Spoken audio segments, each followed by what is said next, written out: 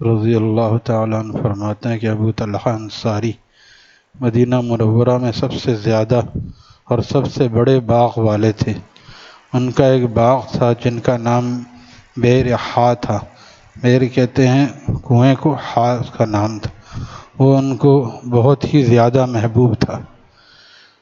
مسجد نبوی کے قریب تھا، پانی بھی اس کا نہایت شیریں اور افراد سے تھا، یعنی خوب تھا اور شیریں میٹھا تھا۔ حضور اکرم صلی اللہ تعالی وسلم اکثر اس باغ میں تشریف لے جاتے اور اس کا پانی نوش فرماتے۔ جب قرآن کریم کی آیت نازل ہوئی لن تنالوا البر حتی تنفقوا مما تحبون، کہ تم نیکی کے کامل درجے کو نہیں پہنچ سکتے، اللہ کا قرب حاصل نہیں کر سکتے جب تک کہ ایسی چیزوں سے خرچ نہ کرو جو تم کو بہت پسند ہیں۔ جب یہ آیت نازل ہوئی تو ابو طلحہ حضور اکرم صلی اللہ تعالی علیہ وسلم کی خدمت میں حاضر ہوئے اور عرض کیا کہ مجھے اپنا باغ بئر حا سب سے زیادہ محبوب ہے۔ اللہ تعالیٰ کا ارشاد ہے کہ محبوب مال اللہ کے راستے میں خرچ کرو، اس لیے وہ اللہ کے راستے میں دیتا ہوں، آپ جیسا مناسب سمجھیں اس کے موافق اس کو خرچ کریں۔ حضور پر نور صلی اللہ تعالی علیہ وسلم نے بہت زیادہ مسرت کا اظہار فرمایا کہ اتنا بڑا تم نے اللہ کے راستے میں صدقہ کیا ہے، یہ بہت دل گردے کی بات ہے۔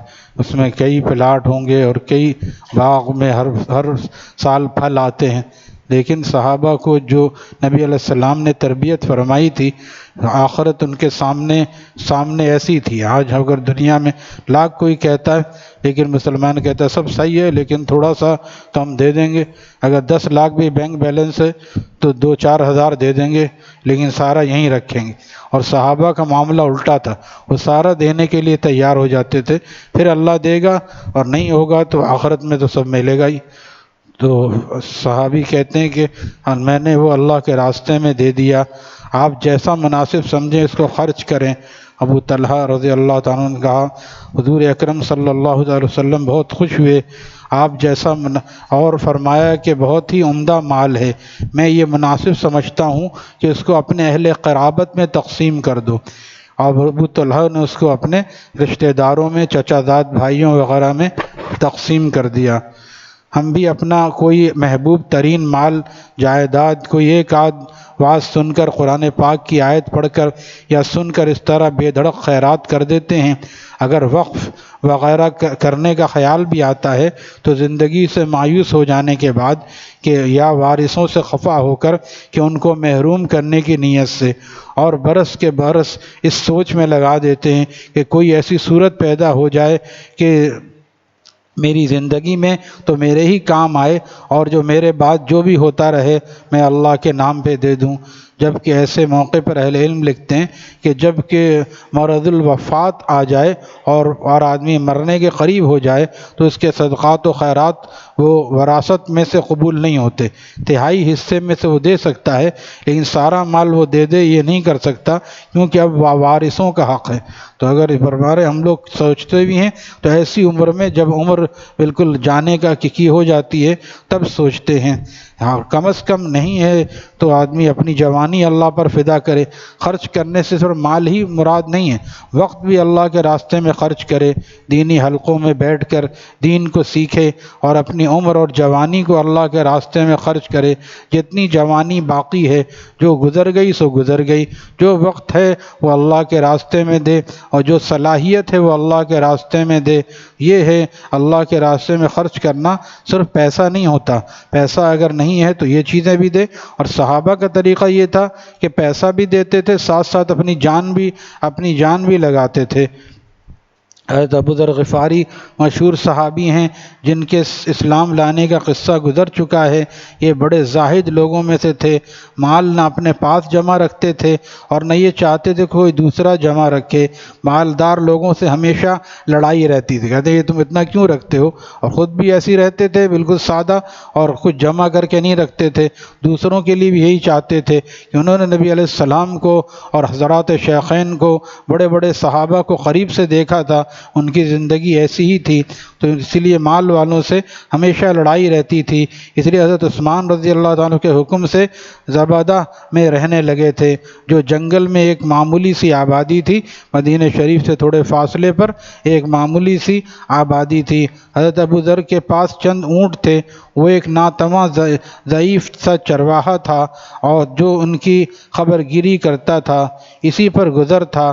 ایک شخص قبیلہ بنو سلیم کے آپ کی خدمت میں حاضر ہوئے اور یہ تمنا ظاہر کی کہ میں آپ کی خدمت میں رہنا چاہتا ہوں دین سیکھنے کے لیے۔ اس وقت بھی جا کے لوگ صحابہ کے پاس رہتے تھے تاکہ دین سیکھیں، یہ طریقہ نبی علیہ السلام کے دور سے آ رہا ہے۔ صحابہ نبی علیہ السلام کے پاس جاتے تھے اور 18-20 آدمیوں کی جماعت گئی اور وہ اکثر جوان تھے۔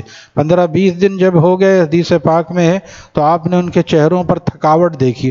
آپ نے فرمایا جاؤ، اب جو یہاں سیکھا ہے وہ اپنی بستیوں میں جا کر پھیلاؤ۔ تو پتہ چلا کہ اس زمانے میں بھی لوگ آ کر نبی علیہ السلام کے پاس وقت لگاتے تھے اور دین سیکھتے تھے، اور یہی طریقہ آج بھی جاری ہے کہ جس کو دین سیکھنا ہو کسی اللہ والے یا اللہ والوں کے کسی غلام کے پاس رہے کچھ عرصہ اور اس سے دین سیکھے۔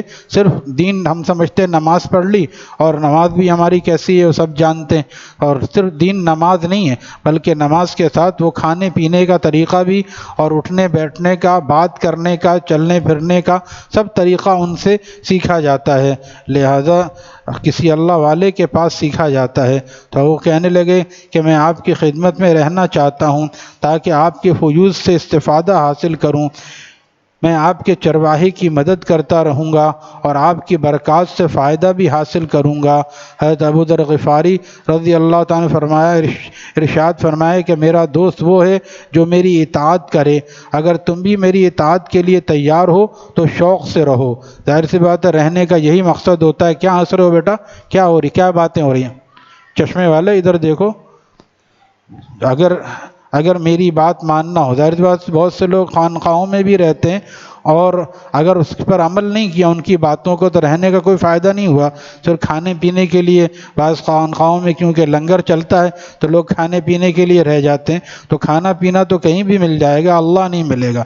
جو اللہ کی محبت کی نیت سے رہے تو جو شیخ کہہ رہا ہے اس کے ساتھ تکبیر اولیٰ کے ساتھ نماز پڑھنی ہوگی، اس کے ساتھ ذکر کرنا ہوگا، تلاوت کرنی ہوگی، تمام کاموں میں اس کے ساتھ رہنا ہوگا۔ لہذا فرماتے ہیں کہ اگر تم میری اطاعت کرو گے، جو میری اطاعت کرے گا وہ میرا دوست ہے، اگر تم بھی اطاعت کے لیے تیار ہو تو شوق سے رہنا، اور کہنا نہ مانو تو تمہاری ضرورت نہیں ہے۔ ایسے مرید کی ضرورت نہیں جو شیخ کا کہنا نہ مانے اور اپنی چلائے۔ بہت سے لوگ سنتے ہیں لیکن چلاتے اپنی ہیں۔ صحیح بات تو صحیح ہے، مگر اتنا بھی نہیں ہونا چاہیے، آدمی کو تو کچھ دنیا بھی لے کے چلنا چاہیے۔ تھوڑی داڑھی رکھ لی، تھوڑی کٹا دی تاکہ دنیا والے بھی خوش ہو جائیں اور سمجھتے ہیں کہ اللہ بھی خوش ہو جائے گا۔ لیکن اللہ تعالیٰ جیسے روزے کے مسائل ہیں، نماز کے مسائل ہیں، 4 رکعت ہم نے پڑھا، کسی کی 1 رکعت نکل گئی، وہ بھی سلام پھیر دے ساتھ تو نماز ہو جائے گی۔ 3 رکعت زیادہ ہوتی ہے نا، 3 رکعت سے 4 رکعت نماز نہیں ہوگی، اس کو یہ کہا جائے گا تمہاری 1 رکعت بھی نماز نہیں ہوئی۔ اس میں سب لوگ یہ مسئلہ جانتے ہیں۔ فجر سے لے کر سحر سے لے کر عشاء مغرب تک روزے کا وقت ہوتا ہے۔ سحر کا وقت ابھی محرم میں کتنا تھا؟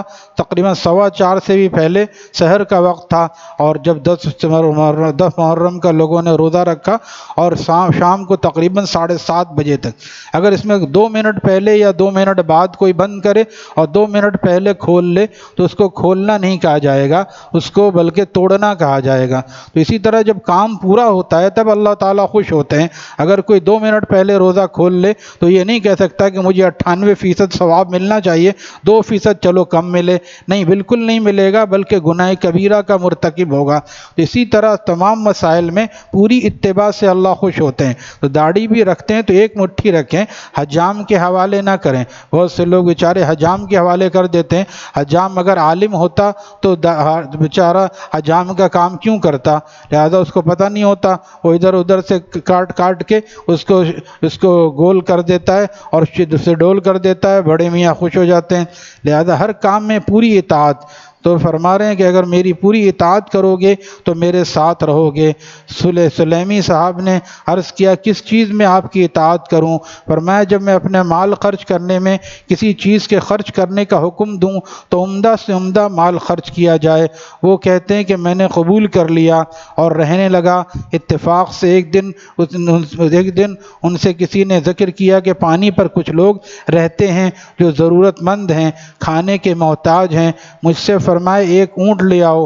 میں گیا، میں نے دیکھا کہ ایک بہت ہی عمدہ اونٹ ہے جو نہایت قیمتی، نہایت کارآمد، سواری میں بھی بہترین۔ میں نے حسب وعدہ اس کو لے جانے کا ارادہ کیا، مگر مجھے خیال ہوا کہ غربا ہی کو تو کھلانا ہے اور یہ اونٹ بہت زیادہ کارآمد ہے، حضرت کے اور متعلقین کی ضرورت کا ہے، اس کو چھوڑ کر اس سے ذرا کم درجے کی عمدہ اونٹنی کو انتخاب کیا اور وہ ان سب سے بہتر بھی تھی، لے کر حاضر خدمت ہوا۔ فرمایا کہ تم نے خیانت کی۔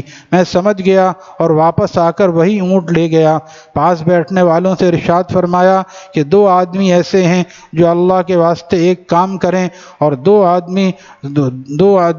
آدمی اٹھے، انہوں نے اپنے کو پیش کیا۔ فرمایا اس کو ذبح کرو، اور ذبح کرنے کے بعد گوشت کاٹ کر تک کہ جتنے گھر پر پانی پر آباد تھے ان کو شمار کر کے حضرت ابو ذر کا یعنی اپنے گھر کا بھی ایک عدد اس میں شمار کر لو اور سب کو برابر تقسیم کر دو، میرے گھر میں بھی اتنا ہی جائے جتنا ان کے گھر میں جائے۔ انہوں نے تعمیل ارشاد کی اور اس کو تقسیم کر دیا۔ اس کے بعد مجھے بلایا، فرمایا کہ تو نے میری وصیت عمدہ مال خرچ کرنے کی جان بوجھ کر چھوڑی یا بھول گیا تھا؟ تو معذور ہے۔ میں نے عرض کیا بھولا تو نہیں تھا، میں نے اول اسی اونٹ کو لیا، مگر مجھے خیال ہوا کہ یہ بہت کارآمد ہے، آپ کو اکثر اس کی ضرورت رہتی ہے، محض اس وجہ سے چھوڑ دیا تھا۔ فرمایا محض میری ضرورت سے چھوڑا تھا۔ عرض کیا محض آپ کی ضرورت سے چھوڑا تھا؟ فرمایا اپنی ضرورت کا دن بتاؤں؟ میری ضرورت کا دن وہ ہے جس دن میں قبر کے گڑھے میں اکیلا ڈالا جاؤں گا۔ یہ نظرات کا ایمان۔ میری ضرورت کا دن وہ دن ہے جب میں قبر میں اکیلا ڈالا جاؤں گا، وہ دن میری ضرورت اور احتیاج کا ہے۔ مال کے اندر 3 حصے دار ہیں، ایک تقدیر جو مال لے جانے میں کسی چیز کا انتظار نہیں کرتی، اچھا برا ہر قسم کا لے جاتی ہے، دوسرا وارث جو اس کے انتظار میں ہے، تو مرے گا تو وہ لے لے، وارث جو اس کی یہ مرے گا اب میرے پاس ہی آئے گا، ابا مریں گے، دادا مریں گے تو ساری وراثت آئے گی، اور تیسرا حصے دار تو خود ہے۔ اگر ہو سکتا ہو اور تیری طاقت میں ہو تو تینوں حصے داروں میں سب سے زیادہ عاجز نہ بن۔ اللہ تعالیٰ کا ارشاد ہے لن تنالوا البر حتى تنفقوا مما تحبون، اس لیے جو مال مجھے سب سے زیادہ پسند ہے میں نے اس کو اپنے لیے آگے بھیج دیا۔ عقل مند وہ ہے جو اس کو آگے بھیج دے۔ اچھا والا آدمی بچا کے رکھتا ہے اپنے لیے، اپنے گھر والوں کے لیے۔ یہی ہے، ان حضرات کو پتہ تھا کہ وہاں پر یہ چیزیں کام آئیں گی۔ ہم سمجھتے ہیں بس یہاں بچا لو، جیسا تیسا اللہ کے راستے میں دے دو۔ اسی بچے کو اکثر مدرسے میں حفظ کے لیے ڈالتے ہیں جو چل نہیں سکتا اسکول میں، اور جو اسکول میں اچھا چل رہا ہو اس کو مدرسے میں نہیں ڈالتے، لیکن جب وہ ایسا ہوگا تو پھر وہ اچھا حافظ کہاں سے بنے گا، اچھا عالم کہاں سے بنے گا؟ یہ بھی مال ہے، اولاد بھی ہمارے ثمرات میں سے ہے۔ اچھی اولاد کو دین کے لیے فارغ کرنا چاہیے، اور اسی طرح اپنے ہر اچھے کام کو، ہر اچھی چیز کو اللہ کے راستے میں، اور اپنی زندگی میں بھی سب سے بہترین زمانہ کون سا ہے؟ بچپن خام ہے، 13-12 سال تک بچے کو کچھ پتہ نہیں ہوتا۔ اب دیکھیے بیٹھے کھیل رہے ہیں، ادھر ادھر دیکھ رہے ہیں، ان کو ابھی یہاں سے جائیں گے، ان کو کچھ پتہ نہیں ہے، اب بعض دفعہ نمازوں کا بھی ہوش نہیں رہتا، تو بچپنا ایسے گزر جاتا ہے۔